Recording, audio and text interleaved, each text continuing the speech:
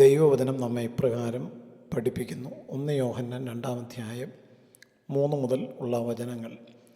ദൈവകൽപ്പനകൾ പാലിക്കുന്ന പക്ഷം നാം ദൈവത്തെ അറിയുന്നു എന്നത് നമുക്ക് വ്യക്തമാണ്. ഒരാൾ ദൈവത്തെ അറിയുന്നു എന്ന് പറയുകയും ദൈവത്തിൻ്റെ കൽപ്പനകൾ പാലിക്കാതിരിക്കുകയും ചെയ്താൽ അയാൾ കള്ളനാണ്, അയാളിൽ സത്യമില്ല. എന്നാൽ ഒരാൾ ദൈവവചനം അനുസരിക്കുന്നുവെങ്കിൽ ദൈവത്തോടുള്ള സ്നേഹം വാസ്തവമായി അയാളിൽ പൂർണ്ണമായിരിക്കുന്നു.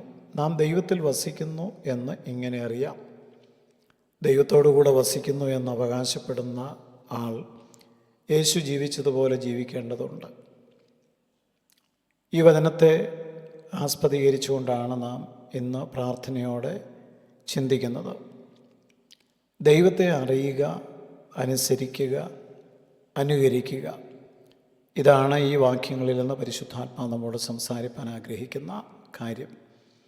ദൈവത്തെ അറിയുക, അനുസരിക്കുക, അതുമാത്രമല്ല അനുകരിക്കുക. ദൈവത്തെ അറിയുന്നു എന്ന് പറയുന്നതിൻ്റെ തെളിവാണ് അനുസരണം. വിശ്വാസ ജീവിതത്തിൻ്റെ യാഥാർത്ഥ്യം എന്ന് പറയുന്നത് അപ്പോസ്തലൻ വളരെ വ്യക്തമായി നമ്മെ മനസ്സിലാക്കി തരുന്നു. ദൈവത്തെ അറിയുക എന്നുള്ളതാണ്. ദൈവത്തെ അറിയുക എന്ന് പറയുന്നത് ഒരു ബന്ധത്തിൻ്റെ തുടക്കമാണ്.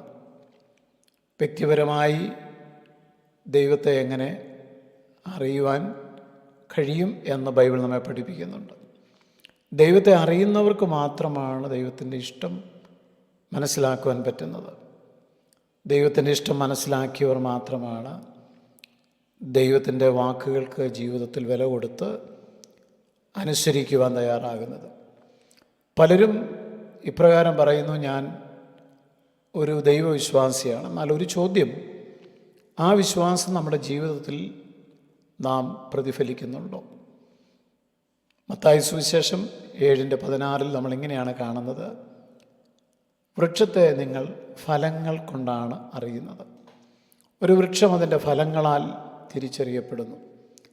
അതുപോലെ ദൈവത്തെ അറിയുന്നവൻ അവൻ്റെ കൽപ്പനകൾ അനുസരിച്ചുകൊണ്ട് നടക്കുന്നതിലൂടെയാണ് അവൻ ദൈവത്തെ അറിയുന്നു എന്ന് വെളിപ്പെടുത്തുന്നത്.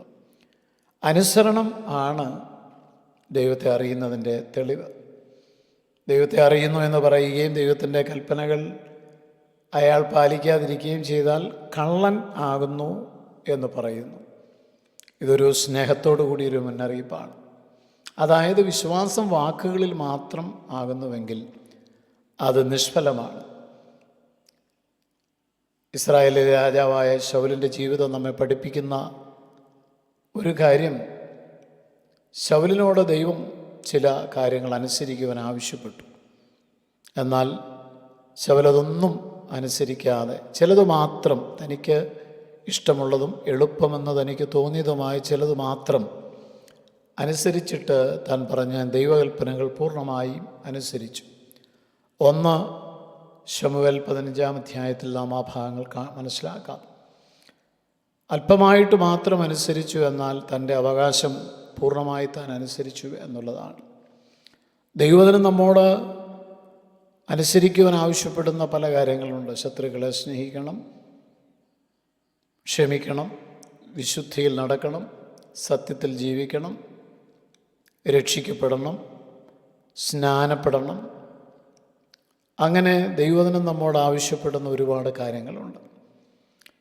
ഈ കൽപ്പനകൾ അനുസരിക്കാത്ത ഒരു വ്യക്തിക്ക് എങ്ങനെ പറയാൻ പറ്റും ഞാൻ ദൈവത്തെ അറിയുന്നു എന്നുള്ളത്?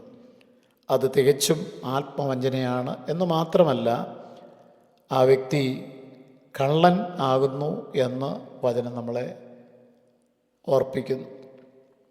സ്നേഹമായിരിക്കണം ദൈവത്തെ അനുസരിക്കുവാൻ നമ്മെ പ്രേരിപ്പിക്കുന്നത്. ഭയത്തിൽ നിന്നല്ല നാം ദൈവത്തെ അനുസരിക്കേണ്ടത് എന്ന് മനസ്സിലാക്കുക. നരകം പേടിച്ചോ സ്വർഗം കൊതിച്ചോ ഒന്നും ദൈവത്തെ ആരും അനുസരിക്കേണ്ടതില്ല.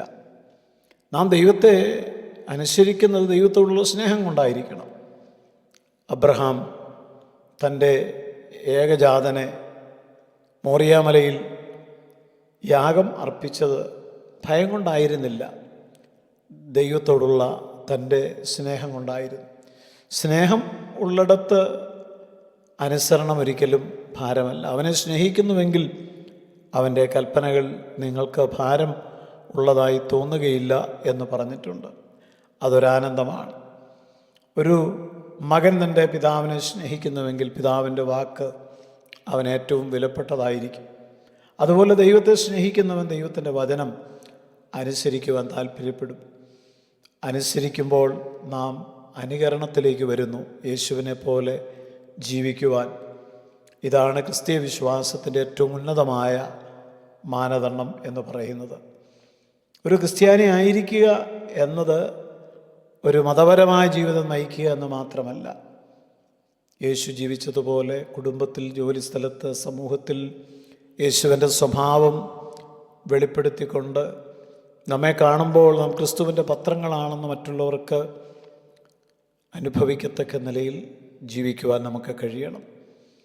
അതുകൊണ്ട് ഈ തിരുവെഴുത്തുകളൊന്നും കഠിനമായ വാക്കുകളെന്ന് നാം ചിന്തിക്കരുത്. നാം പരിശോധിക്കേണ്ട ചില മേഖലകൾ: ഒന്ന്, എൻ്റെ വിശ്വാസം എൻ്റെ വാക്കുകളിൽ മാത്രമാണോ?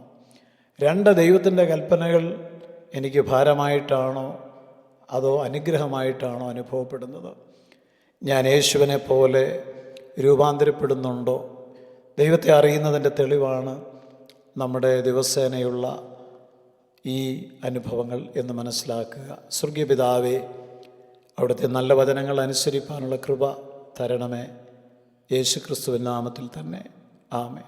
നിത്യജീവമൊഴികൾ നിന്നിലുണ്ട് പരനെ, നിന്നെ വിട്ടിട്ടാടിയങ്ങളെങ്ങു പോയി വസിക്കും, നിന്നെ വിട്ടിട്ടാടിയങ്ങളെങ്ങു പോയി വസിക്കും. നീയല്ലോ ഞങ്ങൾക്കുള്ള ദിവ്യ സമ്പത്തേശുവേ.